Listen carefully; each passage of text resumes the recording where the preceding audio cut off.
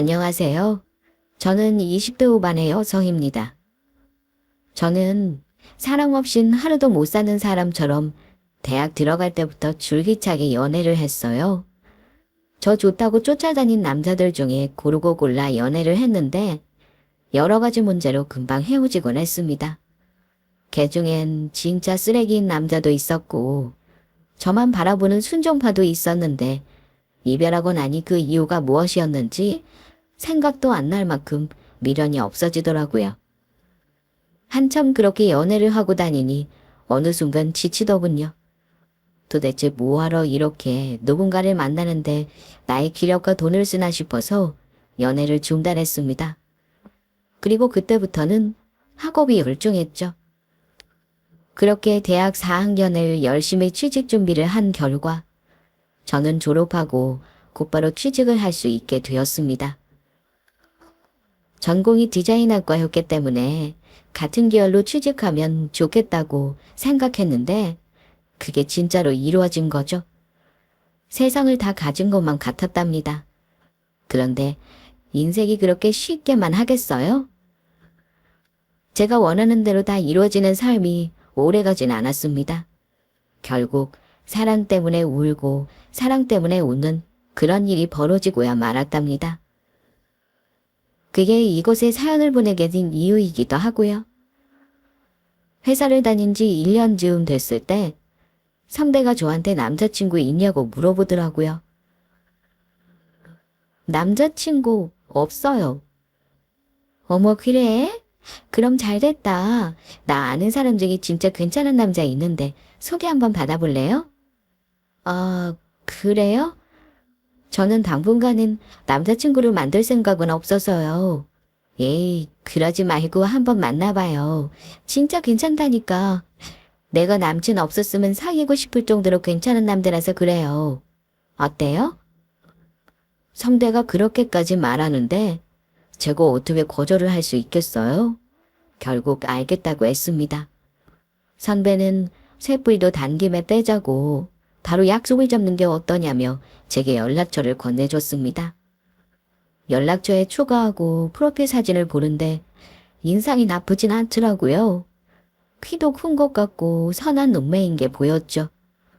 다음 주에 만나기로 약속을 잡고 금세 그날이 왔습니다. 그래도 오랜만에 소개팅인데 신경을 쓰고 나가야 할 것 같아서 직장에 반차를 쓰고 머리랑 메이크업에 공을 들였습니다. 퇴근 시간을 맞춰 약속 장소에 나갔더니 그는 이미 나와 있었습니다. 가볍게 인사를 하고 얘기를 나누는데 인상이 나쁘지 않았어요. 선배의 말대로 호감 가는 인물이었죠. 그도 제가 마음에 드는지 저의 환심을 사려 여러 가지 유머를 꺼내더라고요.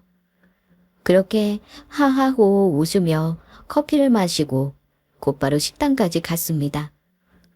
오랜만에 연애라 그런지 마음이 더 들뜨더라고요.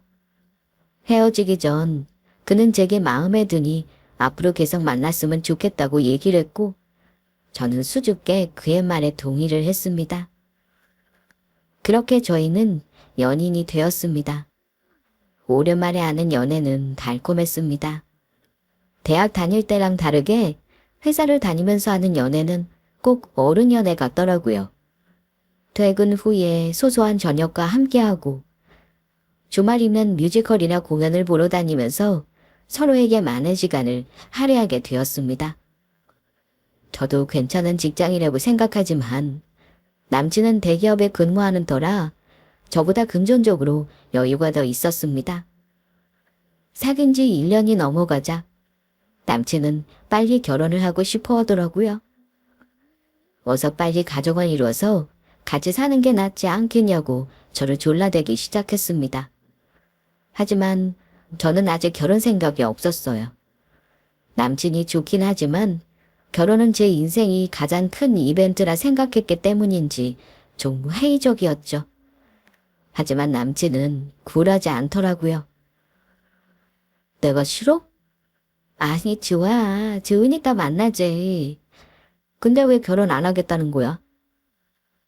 결혼을 안 하겠다는 게 아니라 아직 결혼하기 좀 이른 것 같다는 거야. 시기 문제지. 자기가 싫다는 게 아니야. 난 좀 서운해. 서운해하지 말고 현실적으로 생각해봐. 나 직장 취직한 지 이제 3년 다 되어 가는데 우리가 결혼해서 계획에 없던 아이라도 생기면 어떻게 해? 그땐 일도 그만둬야 할 텐데. 일을 왜 그만둬? 육아휴직 내면 되잖아. 자기는 대기업이니까 그렇게 쉽게 얘기하지. 우리 회사는 육아휴직 내고 돌아오면 내 자리 사라져 있을 수도 있는데? 설마. 얼마 전에 육아휴직 다녀오신 분 지방으로 발령나서 너무 힘들어 하시더라. 결국 그만두셨어. 나도 그렇게 되고 싶진 않아. 그렇게 걱정되면 아이는 좀 이따가 가지면 되잖아. 어떻게 그렇게 확신해? 그러다가 생길 수도 있는 거잖아. 에이, 조심하면 되지. 나 못 믿어? 대화의 패턴은 항상 이런 식이었습니다. 결론은 늘 남친은 결혼하자였고 저는 조금 시간을 달라는 거였죠. 그런데 빼도 박도 못하게 그와 결혼을 해야만 하는 일이 발생하고 말았죠. 어느 날 밤 그가 저를 불러냈습니다. 퇴근 후에 씻고 막 침대에 누우려던 참이라 화장도 하지 못한 채로 밖에 나갔더니 남친이 못 보던 차를 끌고 왔더군요. 이게 무슨 차냐고 물어보니 빌린 차라고 하며 저를 태웠습니다. 그렇게 남친 손에 이끌려 어디론가 도착했습니다. 커다란 카페 같아 보이는 곳은 불이 꺼진 상태였어요. 제가 영문도 모르고 발을 디디자 어느 순간 불이 들어오더니 초반 우여진 길이 보였고 그 길의 끝에 피아노와 함께 남친이 자리에 있었죠. 마치 드라마나 영화에서 볼 법한 그런 프로포즈였습니다. 결과적으로 그가 벌인 신의 한 수가 제게 통한 거죠. 저는 무릎 꿇고 반지를 내미는 그의 손을 도저히 거절할 수 없었습니다. 이걸 받지 않는다면 그와의 인연도 거기서 끝이 날 것 같았어요. 그리고 그것만은 절대 싫었거든요. 그렇게 남친과 결혼을 하기로 약속을 한 후 며칠이 지났습니다. 남친은 하루라도 빨리 부모님께 인사를 드리러 오고 싶어 했습니다. 하지만 저는 조금 꺼려졌습니다. 양가 부모님께 인사를 드리려고 하면 머지않아 결혼 날짜가 눈앞으로 다가올 것 같았기 때문이에요. 어떻게든 시간을 좀 벌어볼까 해서 부모님이 한동안은 바쁘실 것 같다고 둘러댄 후였어요. 주말에 오랜만에 부모님 집을 간 저는 어물쩍 남친 얘기를 꺼냈습니다. 나 남자친구 생겼어. 어머 그래? 안 그래도 내가 눈치채고 있었어. 너 주말마다 집에 있더니 요즘에는 맨날 나갔잖아. 그래, 어떤 사람이야? 좋은 남자야. 안 그래도 조만간 인사시키려고. 엄마 얘 좀 봐. 인사시킨대. 결혼할 건가 봐. 나보다 먼저 결혼할 셈이야. 뭐 어쩔 수 없지. 언니는 아직 결혼 생각 없다며. 네 나이 겨우 26이다. 잘 생각해라. 진짜 괜찮은 놈 맞아. 우리 채린이가 신중하게 생각하고 결정한 거겠지. 얘가 어딘 물러온 애야? 일단 와서 인사시킨다 했으니까 좀 기다려보자고. 가족들은 놀라긴 했어도 대체적으로 긍정적인 반응이었습니다. 다행이라고 생각했어요. 아직 나이도 어린 제가 대뜸 결혼한다고 하면 부모님이 엄청 놀라실 게 뻔했기 때문이죠. 아무튼 얘기를 끝내고 같이 저녁을 먹고 있을 때였어요. 엄마가 갑자기 땅이 꺼져라 한숨을 내쉬더라고요. 엄마, 무슨 걱정 있어? 얼굴에 왜 이렇게 어두워? 말도 마. 우리 엄마 아빠 이제야 평화롭게 살려고 하는데 사람들이 도와주질 않는다. 그게 무슨 소리야? 아빠 서울에 갖고 있는 건물 있잖아. 거기 건물 1층에 장사하는 세입자가 고집불통인가 봐. 2년 계약을 하고서 작년부터 영업을 시작했는데 제대로 공사를 안 한 건지 연기랑 그을음이 위쪽으로 막 올랐다고 다른 세입자들이 너무 불만이 많은 거야. 그래서 좋게 좋게 얘기를 했더니 어차피 2년 동안 우리가 빌린 건데 무슨 상관이냐고 오히려 적반하장이잖아. 엄마는 괜히 일 크게 만들고 싶지 않으니까 조용히 넘어가려고 하는데 지금 상황이 답답한 거지. 계약 기간은 아직 1년 넘게 남았는데 내쫓을 방법이 딱히 없으니까. 그러면 한계시설 같은 걸 차라리 우리가 해준다고 하면 어때? 그런 말을 안 했겠니? 우리가 돈 들여서 해준다고 해도 싫대. 왜? 고기 냄새가 식당 안에 번져야 사람들이 입맛 따라서 고기를 막 시키지 않겠냐는 개소리를 시전하더라. 말이 통하지 않는 사람들이라니까. 엄마 어떡해. 속상하겠다. 됐어. 사람들이야 이런 사람도 있고 저런 사람도 있고 그런 법이지. 근데 이래저래 올해는 속상한 일이 많네. 차라리 내가 손해를 입으면 참겠는데 애꿎은 사람들이 피해를 보게 되니까 내가 가서 말해볼까? 아, 설아. 우리 딸한테 뭐라고 하면 이 아빠도 눈 돌아서 무슨 짓을 저지를지 몰라. 그 정도로 꽉 막힌 분들이셔? 제 말에 다들 고개를 끄덕이더라고요. 아, 문제가 심각하겠구나 싶었습니다. 복잡한 문제로 이리저리 힘든 부모님한테 괜히 남자친구 얘기를 꺼내서 더 심란하게 만들었나 싶어 좀 죄송스럽기도 했고요. 아무튼 그렇게 부모님께 얘기를 드리고는 다음날 다시 집으로 올라왔습니다. 그렇게 올라와 회사를 출근해서 일을 하고 있는데 남친에게 전화가 걸려오더라고요. 회의 중이라 받지 못했더니 1시간 뒤에 바로 전화를 걸더군요. 회의를 끝내고 바로 연락을 했더니 남친이 훈훈한 목소리로 말했습니다. 무슨 일이야? 회의 중이라 전화 못 받았어. 자기 혹시 주위에 법적으로 아는 사람 있어? 법. 갑자기 그건 왜? 아, 골치 아픈 문제가 생겨서 말이야. 급한 일이야? 나도 처리해야 할 일이 있어서 혹시 급한 일 아니면 이따 저녁에 얘기할까? 집안일인데 당연히 급하지. 아무리 회사 일이 있다고 그래도 그렇게 말하면 돼? 너희 집 일이라도 이렇게 얘기할 거야? 갑자기 왜 화를 내? 나는 그냥 물어본 건데. 그럼 반찬 쓰고 갈 테니까 앞에서 만나. 저도 회사 일이 잔뜩 밀려있는데 남친이 워낙 급해 보이니까 일단 허가를 구하고 반차를 쓰고 회사를 나왔습니다. 남친은 회사 앞에서 저를 기다리고 있더라고요. 원래도 가족 일이라면 발벗고 나서는 성격인 걸 저도 알고 있어서 무슨 큰일이 났겠구나 싶었습니다. 남친은 저를 보자마자 저에게 다가와서 다시 되묻더라고요. 진짜 주위에 아는 사람 없어? 아까 통화할 때도 없다고 했잖아. 도대체 무슨 일인데 그래? 엄마가 장사하시는 식당 있잖아. 거기 주인이 너무 까탈스러워. 우리가 뭐 잘못한 것도 없는데 내쫓으려고 하잖아. 왜 퇴고시키려고 하시는 거래? 그쪽도 이유가 있을 거 아니야. 다른 것도 없어. 그냥 영업하면서 기본적으로 안 하는 소음이랑 그 벽 같은 거 좀 망가진 것 뿐인데 난리잖아. 벽이 부서졌다는 거야? 그건 오버지. 그냥 좀 파손된 거지. 근데 그런 걸로 내쫓는 게 말이나 돼? 이건 이때다 싶은 거지.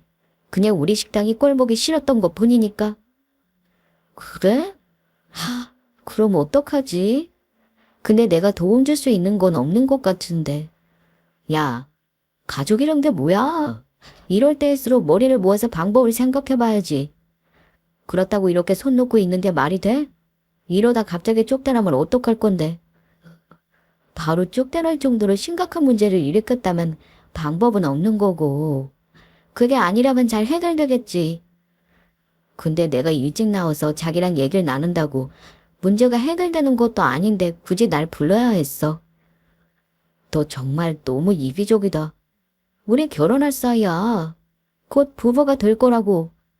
당연히 우리 집 일이면 너도 같이 화내고 열받아야 하는 거 아니야?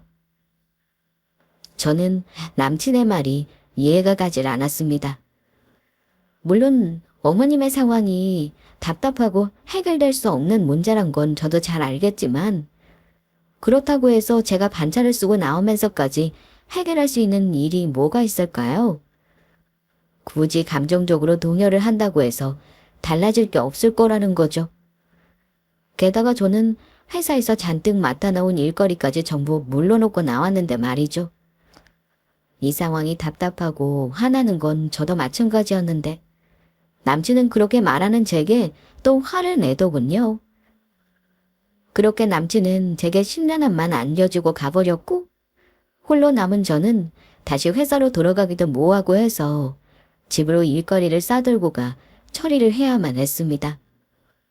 연애를 하면서 다툰 적이 단 한 번도 없었는데 가족이 엮이면서 다투게 된 거죠. 어쩔 수 없는 일인가 싶기도 했습니다. 그리고 지금도 이렇게 가족 얘기로 다투게 되는데 결혼을 준비하면서 혹은 결혼 후에는 또 얼마나 많이 다투게 될지 미래가 그려지지 않을 수 없었습니다. 남친은 다른 데에서는 매우 냉정한 편인데 가족과 관련된 일이라면 갑자기 눈빛부터 바뀌는 게 달랐거든요. 마치 엄마 일이라면 저한테도 물불 가리지 않을지도 모르겠다는 불안감마저 들었죠. 남친과 첫 다툼이 있고 난 뒤에 저희는 한동안 연락을 하지 않았습니다. 그래봤자 겨우 일주일 정도이긴 한데 저는 그 일주일 동안 많은 생각을 했어요. 이 결혼을 이대로 해도 될런지에 대한 고민들이었죠. 그 말에 쌓였던 찝찝함이 눈 녹듯 사라지더라고요. 결국 얼마 지나지 않아 저희의 관계는 다시 처음처럼 끈끈해졌습니다. 그리고 며칠 뒤 남친이 저희 집으로 인사를 하러 오기로 했습니다. 미리 가족들에게 말해놓은 뒤라 크게 걱정은 하지 않았지만 저도 모르게 긴장은 됐습니다. 남친의 차에 타서 시골로 내려가는 길이 남친이 묻더라고요. 근데 자기 부모님은 언제부터 시골에 사셨던 거야? 예전부터 우리 다 크면 시골에서 소일거리 하면서 사시고 싶으셨대. 내려가신 지 이제 한 5년 되셨으려나? 그래도 나이 드실수록 도시 사셔야 하는 건데 병원도 가까이 있고 말이야. 나도 그래서 반대했었는데 엄마 아빠는 시골이 좋으신가 봐. 운동을 찾아하지 않아도 절로 운동이 되신다고 하시고. 혹시 하시던 사업이 실패하시거나 그래서 내려가신 건 아니지? 그게 무슨 소리야? 그냥 농담이야, 농담. 그럴 수도 있지 않겠나 싶어서. 무슨 농담을 그렇게 해? 저는 남친의 농담이 농담으로 들리지 않고 기분이 나빴습니다. 그걸 아는지 모르는지 시골집 앞마당에 차를 주차한 남친이 내려서 옷매무새를 가다듬더군요. 저도 같이 따라 내렸습니다. 그러자 자동차 소리와 기척에 아셨는지 엄마가 문을 열고 마당으로 나오시더라고요. 안녕하세요. 어서 와요. 오느라 고생 많았어요. 아닙니다. 얼른 들어와요. 안 그래도 다들 기다리고 있었어요. 남친은 마당과 엄마의 옷차림새를 훑어보더니 안으로 들어갔습니다. 거실에는 언니와 아빠가 있었고 남친은 가족에게 인사를 드렸어요. 엄마는 예비사위가 온다고 아침부터 음식을 준비하신 건지 식탁 위는 갖가지 맛있는 음식들로 가득 차려져 있었습니다. 저희는 맛있게 식사를 하며 여러 가지 얘기를 나누었습니다. 요즘은 다들 취직하기도 어렵다고 하던데 대기업에 바로 취직하는 거 힘들었을 텐데 대견해라. 그렇게 말씀해 주시니 감사합니다. 다들 힘들다고 생각 못 하시는 것 같더라고요. 대학 졸업하고 스펙 쌓아 바로 대기업 공채를 붙는 게 얼마나 어려운지 모르셔서 하는 말 같아요. 뭐 어차피 전 상관없지만요. 그렇죠. 그나저나 우리 채인이 어디가 마음에 들어요? 성격도 싹싹하고 모난 데도 없는 것도 좋은데 회사도 꽤 탄탄해서 마음에 듭니다. 저처럼 대기업은 아니더라도 나쁘지 않은 회사라서요. 근데 말을 왜 그렇게 해요? 듣기가 좀 그렇네.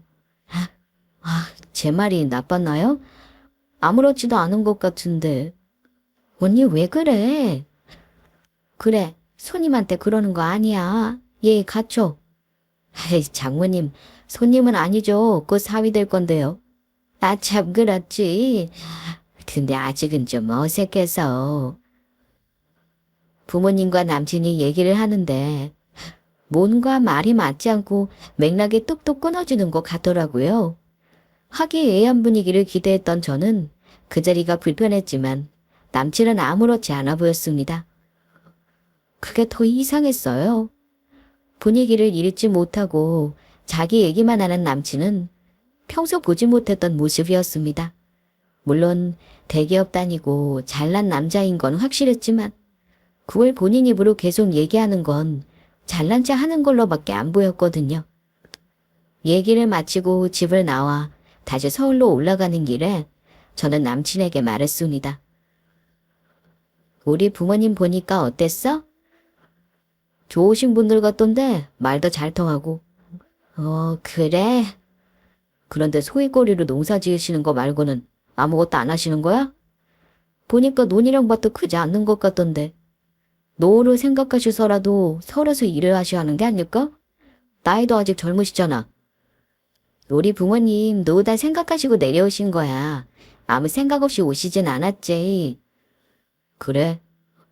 아무리 그래도 난 이해 안 가. 보통은 아직 자식들 생각에 일 열심히 해야 하는 세대 아니쇼?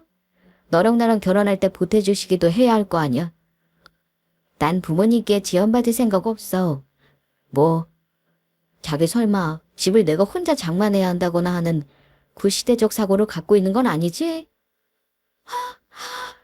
오늘 정말 왜 이래? 오빠답지 않고 이상해. 아까 부모님한테 하는 말도 그렇고 원래 그런 사람 아니잖아. 너가 뭐가 이상해? 난 그냥 현실적인 거야. 지금까지는 우리 둘만 보고 사랑을 했다면 이제는 주위를 봐야지. 언제까지 환상만 쫓을 순 없잖아. 그런 뜻이 아니잖아. 도대체 뭐가 불만인 건데? 이렇게까지 대화가 통하지 않는다고 느껴지는 건 처음이었습니다.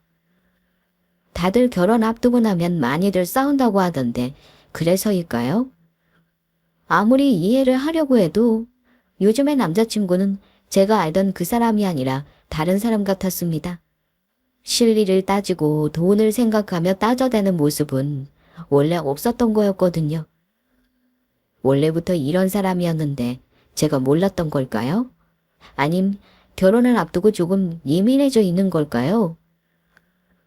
그렇게 헤어지고 난 뒤 여지없이 남친은 혹시 그날 화났냐며 자신이 잘못한 것이 있다면 고치겠다고 했습니다. 하지만 마음이 쉽게 풀어지진 않더군요.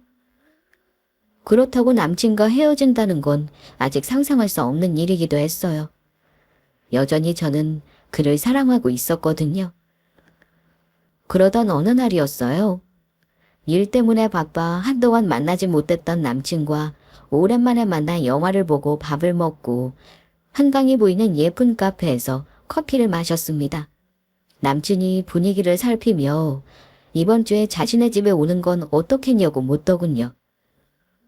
순서상 그게 맞긴 했어서 저도 달리 변명을 찾지 못했어요. 사실 남친과 제 관계를 확실히 정리하고 싶었는데 그러기엔 시간이 짧기도 했고 이미 결혼을 하기로 마음먹은 상태에서 다시 원점으로 되돌린다는 것도 어려웠거든요. 일단 저는 알겠다고 했습니다. 그리고 주말이 찾아왔어요. 신경 써서 옷을 입고 남친과 만나 그의 집으로 향했어요. 도심에서 조금 떨어진 외곽에 위치한 시댁은 평범한 아파트였습니다. 남친이 도어락을 굴고 문을 열자 어머님이 거실에 앉아 계시다 나오시더군요. 몇 시에 온다고 말도 없더니 갑자기 왔네? 안녕하세요. 어머, 아가씨가 체리니? 네, 제가 성혁 씨랑 만나는 사이예요. 인사가 늦어 죄송합니다. 우리가 얼마나 기다렸다고.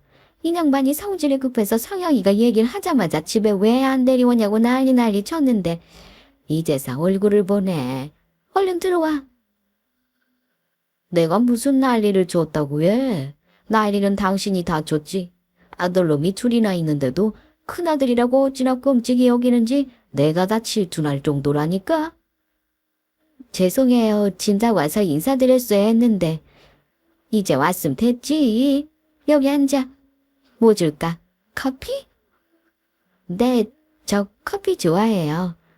어른들을 대할 일이 별로 없는 저는 이런 자리가 부담스럽고 불편하긴 했지만 그래도 생글생글 웃으면서 어머님이 내주신 커피를 훌딱 마셨습니다. 쑥 둘러보니 오래되어 보이는 집안은 옛날 시골에 계시던 할머니 집을 연상시키게 했습니다. 정겹더라고요. 그렇게 서울서울 부르짖던 남친도 이런 환경에서 자라왔을 거라 생각하니 좀 의외긴 했지만요. 그래, 하는 일은 뭐고? 아, 디자인 회사 다닌다고 했나? 네, 맞아요. 광고 쪽 일을 하고 있어요. 그렇구만. 그것도 그만두는 사람이 많다던데. 워낙 일이 젊은 감각을 필요로 하는 일이니까 오래 버티기 힘들다 하더라고. 아, 그렇긴 한데 저는 괜찮아요. 잘 맞기도 하고요. 그럼 다행이지만 뭐 어차피 우리 상혜이가 대기업 다니는데 여참은 집에서 육아하면 될 일이고. 저는 지금 회사가 너무 좋아요. 그래서 오래 다니고 싶어요. 그럼 그래야지. 요즘은 남자 혼자 돈 벌어서는 안 되겠더라고. 애 키우는데 돈이 많이 들어간다잖아. 맞아. 상혁이 혼자 등골 빠져라 일하면 안 되지. 대기업 다닌다고 너무 믿지 말고. 네, 안 그래요. 상혁 씨도 다른 꿈이 생기면 이직할 수도 있는 거니까요. 어머, 무슨 말을 그렇게 하니? 이직을 한다니. 대기업 들어가기가 하늘의 별 따긴데 무슨. 아, 죄송합니다. 그냥 지난번에 사혁 씨가 비슷한 얘기를 해서요. 너 그랬니? 그런 쓸데없는 얘기를 왜 해? 내가 너 뒷바라지하느라 얼마나 힘을 썼는데. 알지, 알다마다. 그러니까 그만 얘기해도 돼. 나 대기업 다닌 거 모르는 사람 없어. 엄마가 워낙 자랑해서 아주 먼 친척까지도 다 알잖아. 내가 그것 때문에 전화 받느라 얼마나 골치 아팠다고. 그럼 아들이 대기업 들어갔는데 자랑을 안 해? 당연히 자랑해야지. 그건 그렇지만 그래도 좀 자중하라 이거지. 사람들 욕하겠어. 으이그, 넌 몰라서 하는 말이다. 그치, 체리나. 아들이 대기업에 떡하니 붙었는데 현수막까지 걸어가지고 자랑해야 하지 않겠어? 네, 그렇죠. 거 봐라. 너도 진짜 남자 잘 만난 거다. 내 아들이라서가 아니라 우리 성혁이 어디 내놔도 꿀릴 데가 하나 없어. 인물 괜찮지, 직업 괜찮지. 너 만나기 전에 진짜 소개시켜달라고 줄을 선 여자들이 얼마나 많았는지 모르지? 어허이, 거참 별소리를 다 하고 그러네. 예비 며느리 앞에서. 아이고, 내이 좀 봐. 그래, 커피는 맛있고? 네, 맛있어요. 잠깐만 앉아 있어봐도 집안 분위기를 금방 파악할 수 있었습니다. 어머님과 아버님이 남친의 직업에 대해 매우 자랑스러워하시는 게 눈에 보이더라고요. 그리고 남친도 그걸 즐기고 있고요. 그러니 남친의 생각이 대기업과 돈에 꽂혀 있는 건 무리가 아니었던 겁니다. 당연한 거였죠. 전 이 집안 분위기가 저하고 맞지 않는다는 느낌이 강하게 들었지만 일어설 순 없었습니다. 그러는 사이 어머님의 질문 폭격이 시작되었습니다. 너희 결혼식은 언제가 좋으려나? 봄이 낫겠지. 그건 저희 부모님하고도 상의해보고 결정해야 할 것 같아요. 원래 이런 건 시댁 쪽에서 먼저 말 꺼내고 너희 집에선 동의만 하면 되는 거지. 뭘 그걸 너희 집에 먼저 물어? 그런 게 아니라, 참, 집에 부모님들은 뭐 하신다고 했지? 지금은 시골 내려가셔서 농사 지으시고 계세요. 농사? 내가 먼저 말하려고 했는데 놀랐지. 소일거리로 하시는 거래. 아, 저건 당황스럽네. 그래, 무슨 농사 지으시는데? 밭에 감자랑 고구마, 옥수수 같은 거 키우시고요. 사과나무, 배나무, 복숭아나무도 심으셨고요. 그건 말 그대로 그냥 자기네 먹을 거 키우는 거 아니야. 네, 그러신 셈이죠. 아니, 너희 부모님이면 아직 나이도 젊으실 텐데 그렇게 사시면 되는 거니? 네? 그게 무슨 말씀이세요? 지금은 한창 돈 버실 때 아니냐 소리지. 너희 결혼도 하려면 한두 푼 들어가는 것도 아닐 텐데 지원해 주실 능력은 되신다니. 설마 아냐 아직도 남자가 집을 해온다는 그런 생각을 하고 계신 건 아니겠지? 너도 알다시피 우리 집 형편도 넉넉지 못해서 그건 안 될 말이다. 아, 요즘에 그런 집이 어디 있다니. 남자 여자 반반씩해서 살림 채우는 거지. 그 부분은 걱정하지 않으셔도 돼요. 저희 부모님도 다 생각이 있으셔서 노후 준비해 놓으시고 내려가신 거거든요. 생각은 무슨 생각? 노후 준비가 한두 푼으로 되는 거냐는 말이야. 나중에 늙어서 아프면 어쩌려고 그러신다니? 난 좀 당황스럽구나. 솔직히 네가 대기업은 아니래도 괜찮은 직장 다닌다고 해서 내가 눈 딱 감고 우리 아들 넘겨둘 생각을 하고 있었단 말이지. 근데 뭐 부모님이 농사를 지으신다고? 이게 말이나 되는 소리니? 지금 7, 80 먹은 노인네들도 아니고 말이야. 말씀이 좀 지나치시네요. 지나칠 게 뭐가 있어? 엄마, 흥분하지 마. 제린이 너도 어른한테 대드는 거 아니야. 엄마, 내가 이래서 진짜 말하려고 했는데 사실 이번에 내려가서 보니까 농사 짓고 사시는 게 좋으신 것 같더라고. 어쩔 수 없잖아. 물론 서울에서 일하신 게 나으실 수도 있지만 그래도 내려가서 그렇게 사신다는데 내가 뭘 어쩌겠어. 오빠 무슨 말을 그렇게 해. 못할 말도 없다. 얘가 한 말 다 하는 말이지 뭐. 진짜 그렇게 사시면 큰 거 다친다. 아니 설마 우리 성혁이 믿고 그러시는 건 아니지? 네. 성혁 씨를 믿다뇨. 그렇잖아. 성혁이가 대기업 다니니까 그거 믿고 내려가신 거 아니냐고. 아, 그럴 리가요. 저희 부모님 내려가신 지 3년 넘으셨는데요. 여보, 우리 애들 결혼 다시 생각해봐야 할 것 같아요. 나 지금 좀 충격이란 머리가 지근거려. 그러지 말고 차근차근 한번 들어봐. 더 들어볼 것도 없다니까요. 성혁이가 가서 확인했다잖아, 농사 짓는 거. 흥분하지 말고 잘 들어봐. 그래도 차린이가 모아둔 돈이 좀 있다니까. 모아둔 돈이 있으면 뭐라니. 부모가 능력 있으면 그 돈으로 말짱 돌아먹이지. 언제 없어질지 모르는 거야. 저희 부모님에 대해 함부로 말씀하시는 어머님 때문에 너무 화가 났습니다. 더 이상 그곳에 있기 싫어졌죠. 손이 부들부들 떨리고 눈앞이 흐려질 정도였어요. 이런 부모님 밑에서 자랐으니 남친도 비슷했던 거죠. 그동안은 제게 감추고 살았던 거고요. 언제 알았는지 모르겠지만 제 돈을 자기 돈처럼 얘기하는 것도 어이가 없었습니다. 저는 자리에서 벌떡 일어섰습니다. 눈물이 나는 걸 꼭 참고 말했어요. 왜 저희 부모님에 대해서 마음대로 폄하하세요? 저 이만 가보겠습니다. 그래, 가봐라. 그리고 상혁이랑 결혼하는 건 다시 한번 생각해보는 게 낫겠다. 안 그래도 그러려고요. 너 부모님 앞에서 그게 무슨 말 버릇이야? 당장 사과드려. 엄마가 틀린 말 한 거 없잖아. 뭐? 틀린 말 한 게 없다고? 우리가 무슨 버러지야? 오빠 돈 빼먹으려고 들러붙은 기생충이냐고. 마치 그렇게 말씀하시잖아. 그럼 내 말이 틀렸니? 대기업 다니는 우리 아들 돈 빼먹으려고 하는 거 내가 모를 줄 알아. 기가 막혔습니다.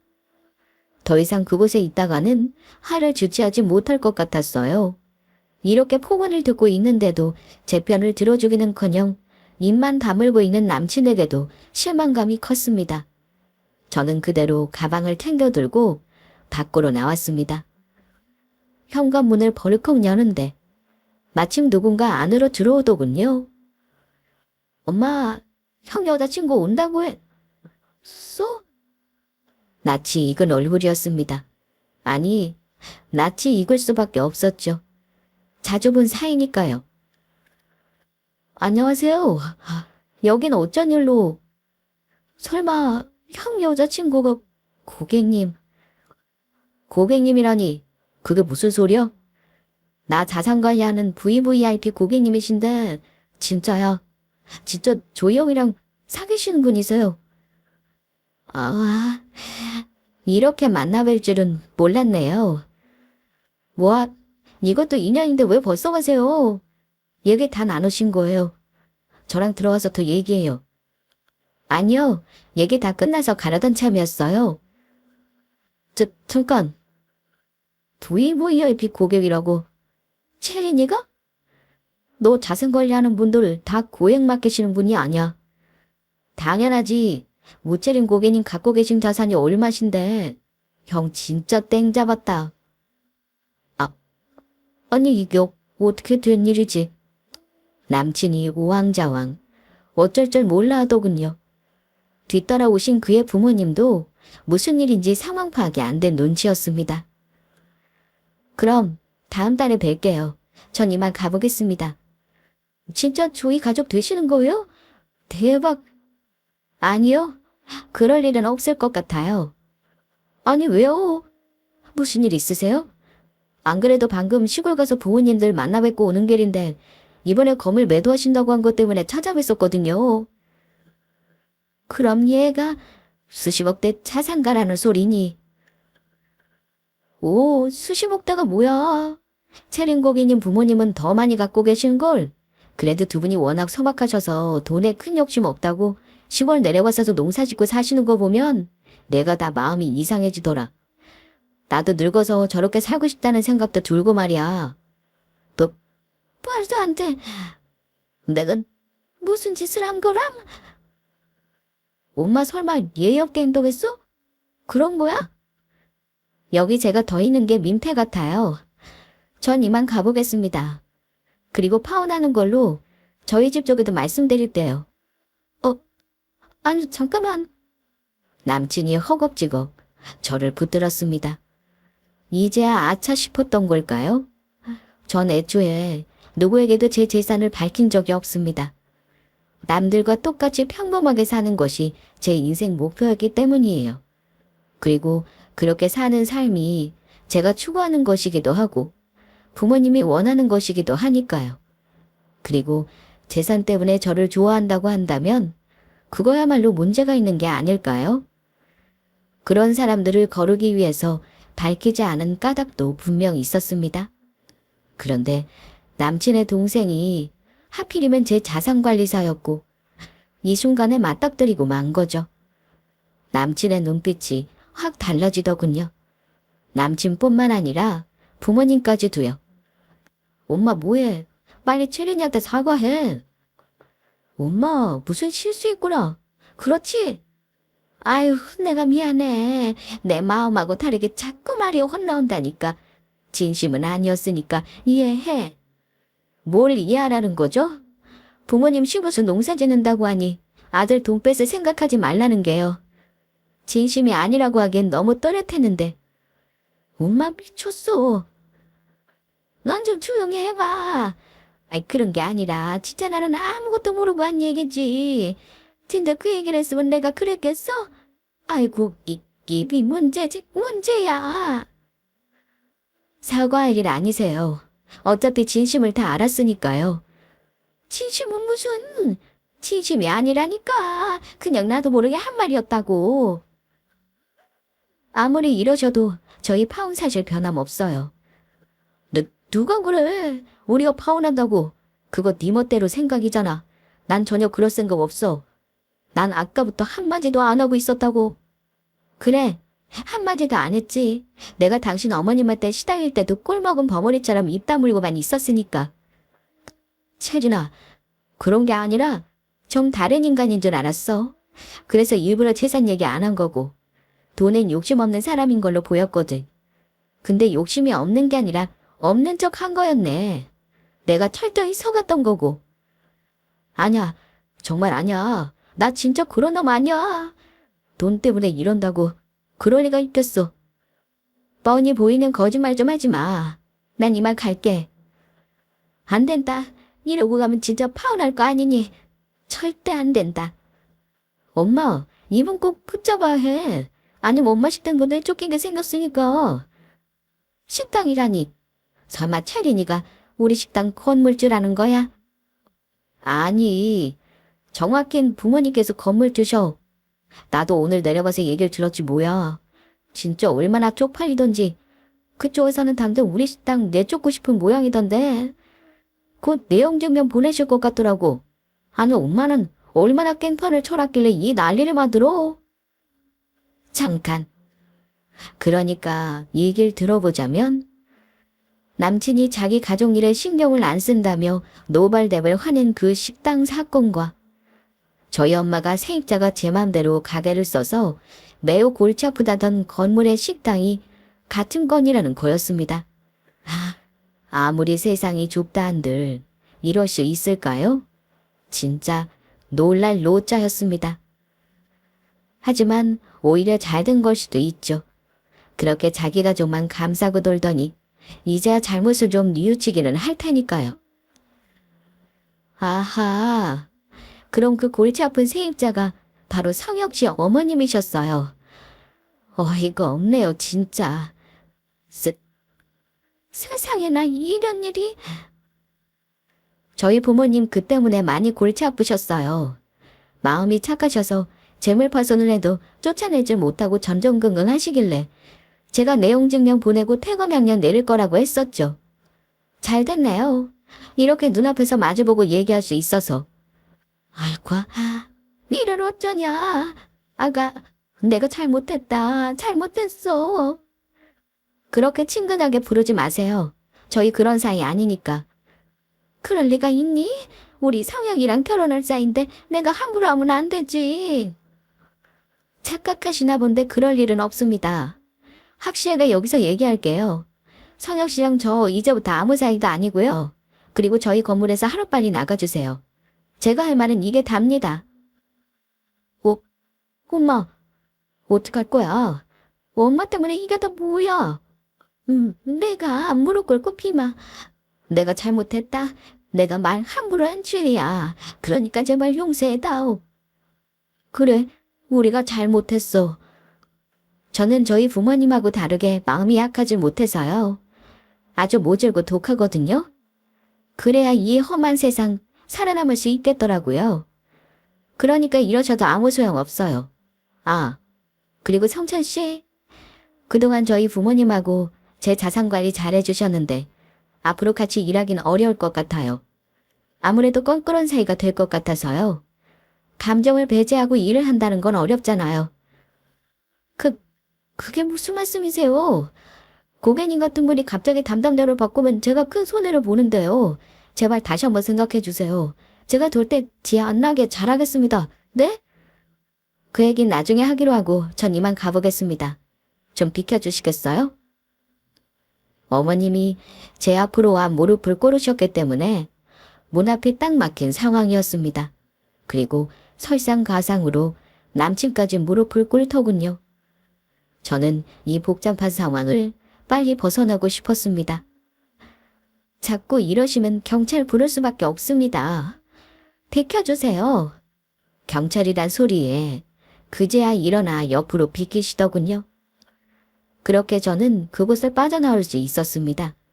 하지만 그 이후에도 남친의 끈질긴 전화는 계속되었죠. 차단을 하니 회사까지 찾아와 기다리더군요.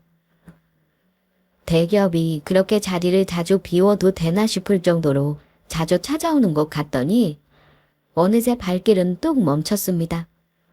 아무래도 회사에서 징계를 먹은 것 같더라고요. 하긴 일도 안 하고 자리도 자주 비우는 서운을 누가 예뻐라 하겠어요? 아무튼 전 부모님께 이 얘기를 모두 말씀드렸고 깔끔하게 파혼을 완료했습니다. 그의 부모님이 하시던 식당도 얼마 되지 않아 자리를 비우게 되었고요. 내용 증명이 한몫했죠. 자신의 건물 아니라고 함부로 쓴 대가는 혹독했습니다. 한동안 마음고생이 심하긴 했지만 지금은 괜찮습니다. 매우 즐겁게 회사를 다니고 있어요.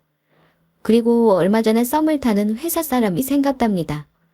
아직 연애까지는 아니지만 그 때문에 회사 가는 일이 즐거워졌습니다. 여러분들도 제 사연을 들으시고 반려자를 만날 때는 신중 또 신중하시길 바랍니다. 세상엔 진짜 별의별 인간이 다 있더라고요. 그럼 긴 사연 마치겠습니다.